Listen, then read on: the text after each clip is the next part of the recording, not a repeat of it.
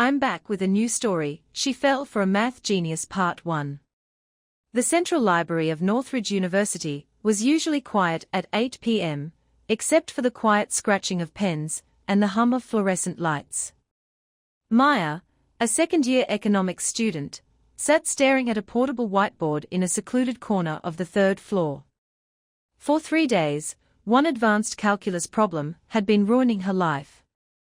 It was a theoretical optimization problem given by Professor Vance, a problem he claimed was optional, but everyone knew was a test to find the top student in the department. Maya sighed, rubbing her temples.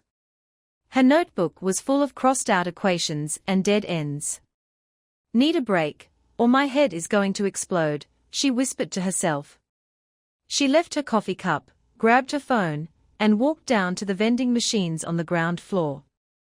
10 minutes later, Maya walked back up the stairs, taking a slow sip of her warm tea. But as she approached her study desk, she froze. Standing in front of her whiteboard was a young man in an oversized dark gray hoodie and faded jeans. He had a dry erase marker in his hand, moving it with mesmerizing speed across the board. "Hey! What are you doing with my work?" Maya called out, stepping forward. The young man stopped mid-stroke.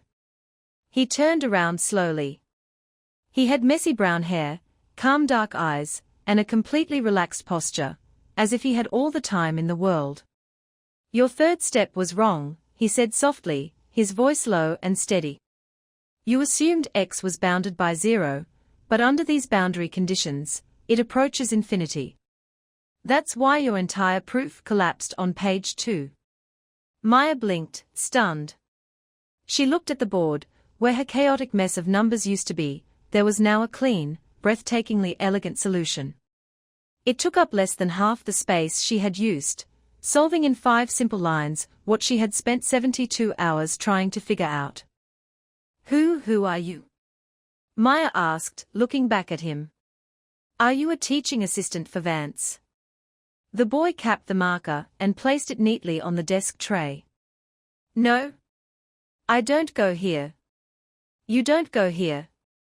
Maya repeated, confused. "Then why are you in the university library at night solving advanced calculus?" He shrugged, slinging a worn-out canvas backpack over one shoulder. "I deliver coffee to the faculty lounge downstairs. I saw the board on my way out. It was like watching someone try to unlock a door with the wrong key when the window is wide open." "Wait," Maya said as he turned to walk away. "You solved a doctoral-level proof in 2 minutes while delivering coffee. You need to show this to Professor Vance. You could get a full scholarship here." The boy stopped at the top of the stairwell and looked back over his shoulder. A faint, quiet smile touched his lips, though his eyes remained distant. "I don't want a scholarship," he said quietly. "And I don't want to study here. Math is beautiful when you don't turn it into a job." Before Maya could say another word, he turned the corner and disappeared down the stairs, leaving her standing alone with a solved equation and a heart that was suddenly beating much faster than before. The morning sun streamed through the high windows of the Northridge University lecture hall. Professor Vance stood at the front, his glasses resting at the tip of his nose as he stared at Maya's notebook with a look of utter disbelief. "Miss Lin," Professor Vance said, his voice echoing in the quiet room. "This solution, it's not just correct. It's breathtakingly original. You've bypassed 3 stages of complex integration using a topological trick that isn't taught until postdoctoral studies. Did you write this?" Maya felt her face flush. Her classmates were all looking at her, whispering. "No, Professor," Maya said honestly, sitting up straight. "Someone else wrote it on my whiteboard last night. A guy who delivers coffee to the faculty lounge." Professor Vance paused, adjusting his glasses. "A coffee delivery person solved the Vance optimization problem in 5 lines." He let out a dry laugh. "If that's true, then there's a ghost haunting our campus who belongs in the Institute for Advanced Study."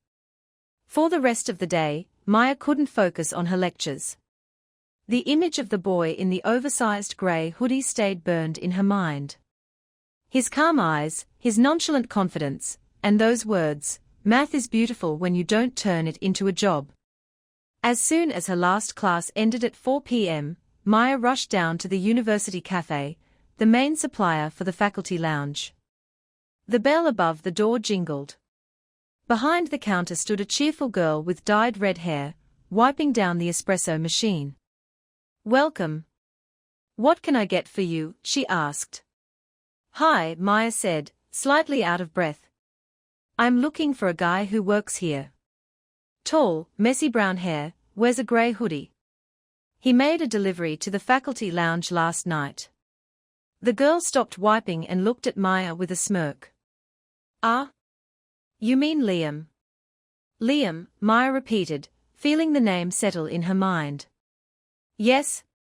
Is he working today?" "Liam doesn't have a schedule," the girl said, leaning on the counter.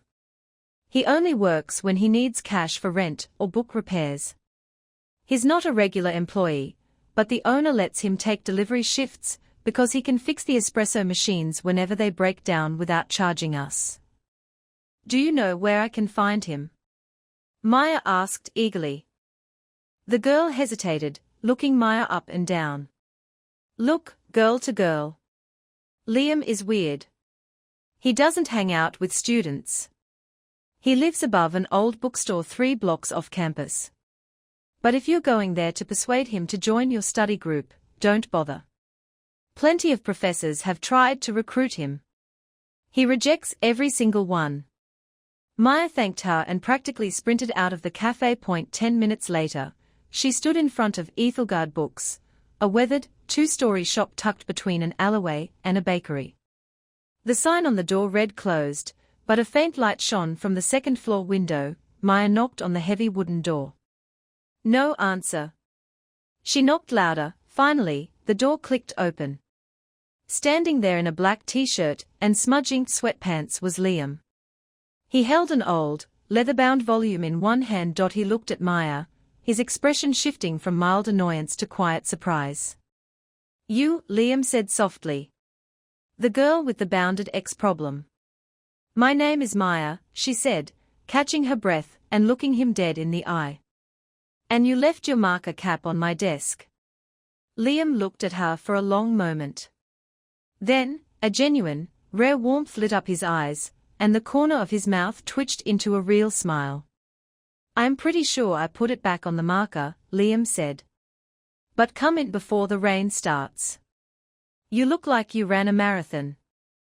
If you enjoy romantic stories, don't forget to like, subscribe, and turn on the notification bell so you never miss a new story.